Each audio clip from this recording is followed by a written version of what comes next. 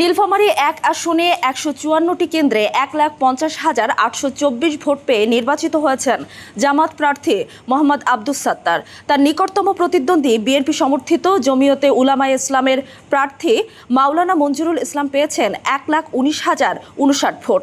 ওই আসনে গণভোটের ফলাফল হ্যাঁ ভোট ১,৮০,৯৮৫ এবং না ভোট ৯৫,৭৮৫।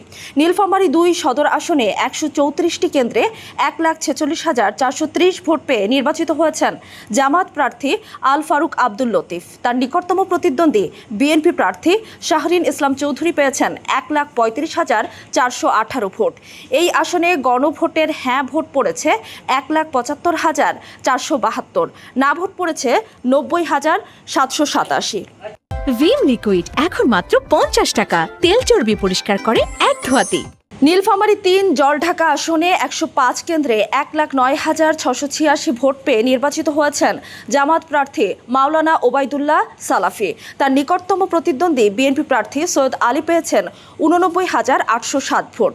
এই আসনে গণভোটে হ্যাঁ ভোট পড়েছে ১,২৩,৮৩০, না ভোট পড়েছে ৬৬,৬৩৮।